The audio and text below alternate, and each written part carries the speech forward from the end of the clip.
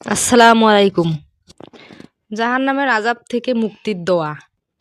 এই দোয়া পড়িলে জাহান্নাম থেকে মুক্তি পাওয়া যাবে। এই দোয়া আমাদেরকে বেশি বেশি পড়তে হবে, তাহলে আমরা জাহান্নাম থেকে মুক্তি পাব।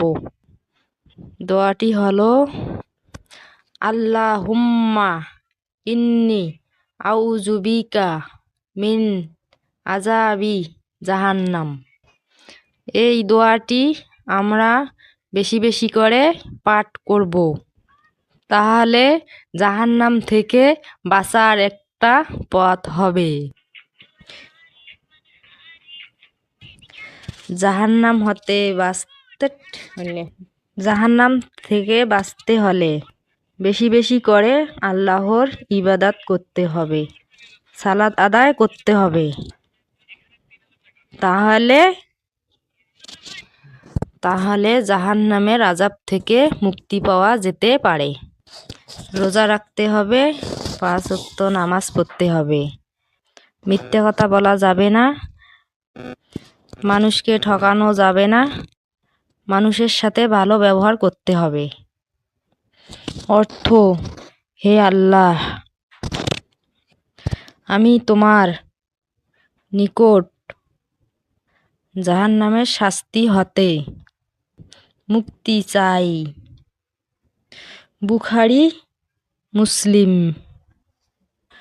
তাহলে আমরা এ দোয়াটি বেশি বেশি করে পড়ব, তাহলে জাহান্নামের আযাব থেকে মুক্তি পাব। হুজুর পাক সাল্লাল্লাহু আলাইহি ওয়াসাল্লাম বলেছেন, যে ব্যক্তি 5 ওয়াক্ত নামাজ গুরুত্ব সহকারে আদায় করবে, আল্লাহ পাক তাকে 5টি নেয়ামত পুরস্কার দিবেন। রিজেকের সংকীর্ণতা দূর হবে, কবরে আযাব হবে না, হাসরের ময়দানে আমলনামা ডান হাতে পাবে, পুলসিরাত বিজলির মতো পার হয়ে যাবে, বিনা হিসাবে জান্নাতে প্রবেশ করবে।